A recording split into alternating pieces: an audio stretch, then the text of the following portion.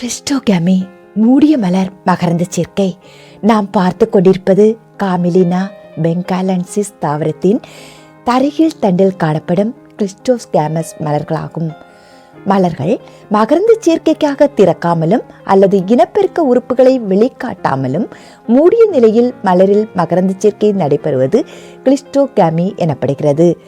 In கிறிஸ்டோகேமி flowers which never open and expose the reproductive organs and thus pollination carried out within the closed flower.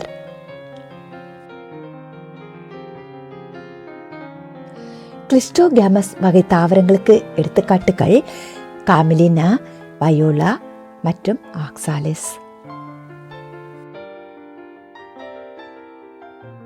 காமிலினா பெங்காலன்சிஸ் தாவரத்தில் 2 வகை மலர்கள் உண்டாக்கப்படுகின்றன. அவை 1 தரைக்கு மேல் காணப்படும் ஏரியல் ஃப்ளவர்ஸ், 2 தரைக்கு கீழ் காணப்படக்கூடிய under ground flowers.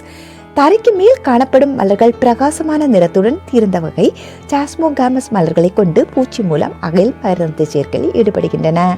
The aerial flowers are brightly colored chasmogamous open flowers and insect pollinated.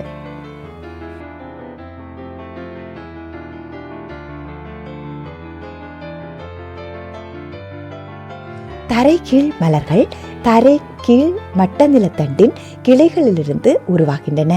இவை மந்தமான நிறத்துடனும் மூடிய மலர்களை கொண்டு, அதாவது கிறிஸ்டோகேமஸ் ஃப்ளவர்ஸ்களை கொண்டு தன் மகரந்த சேர்க்கையில் ஈடுபடுகின்றன.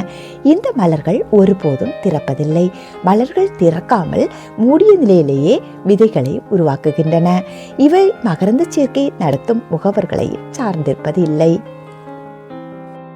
The underground flowers are borne on the subterranean branches of the rhizome that are dull, clistogamous and self-pollinated and are not dependent on the pollinators for the pollination.